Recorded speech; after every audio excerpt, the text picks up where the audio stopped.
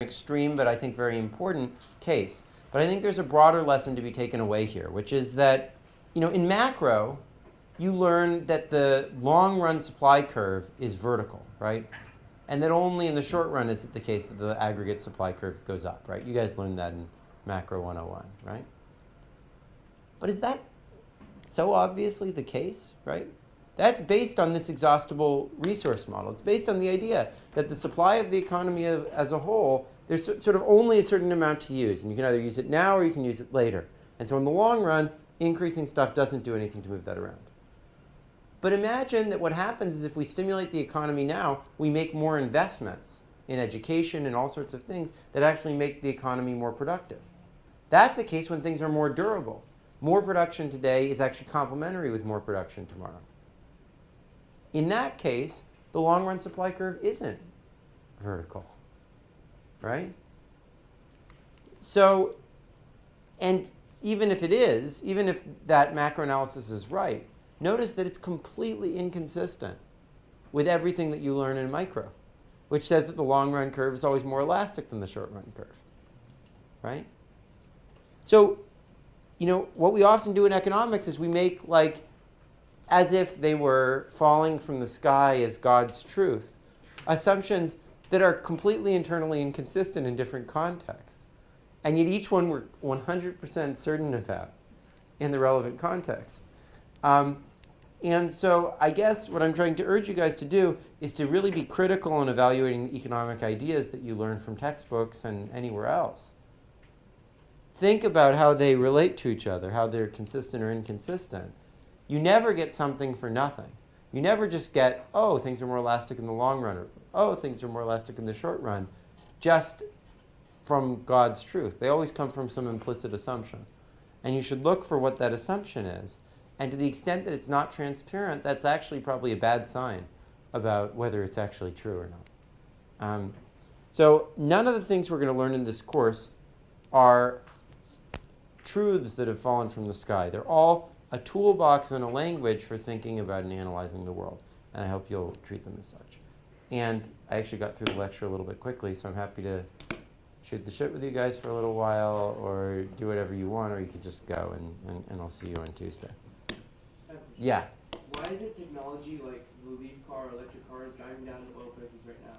Shouldn't people say, well, in the future, maybe 100 years, electric cars will, in a way, be very good substitutes for oil?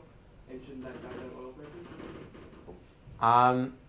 Yeah, that should drive down oil prices. That's right. So the fact that it hasn't, or that we haven't gotten any information about that, yeah, exactly. So if there were a discovery to be made today, which says that in 10 years, there's going to be tons of cheap, clean energy, that should drive the price of oil way down today. So why isn't the leaf doing that? Well, I don't think people must not believe it's credible. Or they must believe that it has as much effect today as it does in the future, in which case it shifts everything down, so it shifts oil.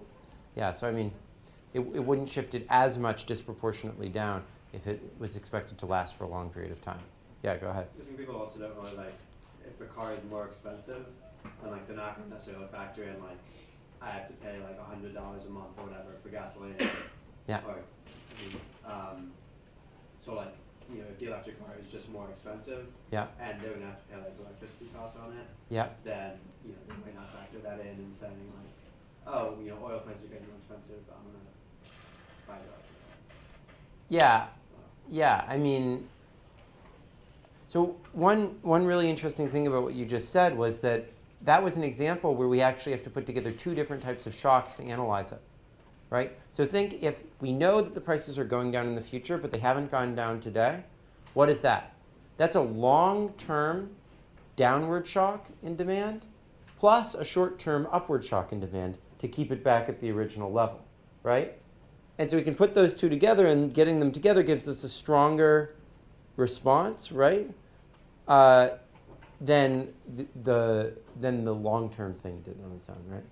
So anyways, you can put lots of this stuff together, and you can think about all sorts of complicated questions about what will happen with a temporal path by just putting together the logic that you get from all this stuff. And it was precisely that the short-term increase is smaller than the long-term decrease for oil that gets you the logic that you gave, right?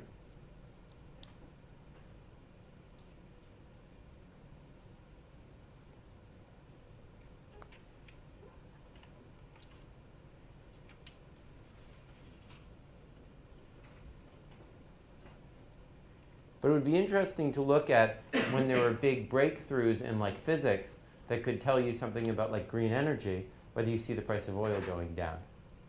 Because that's what you should expect. That would be an interesting BA thesis. Yeah. So I don't know if you've heard of it. There's this theory called Hubbard's peak theory. Yeah, I know about It that. basically says that the production Yeah. it goes in a bell curve. I have a friend who wrote a book about that. Oh, yeah. Ken DeFace. Yeah. So so that kind of mirrored basically U.S. oil production.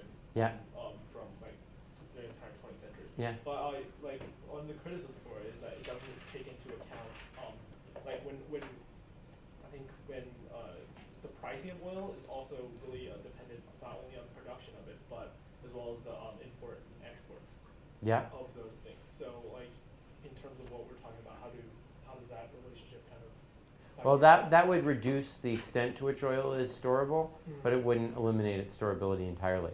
Because basically there would be like a storable component, and then there would be like a non-storable component, which just has to do with like the costs of importing and exporting and getting it out of the ground. And those might, if those were perfectly elastic, it wouldn't really affect the analysis very much, but they might not be perfectly elastic. So for example, like shale gas was developed because the price of oil was so high. So.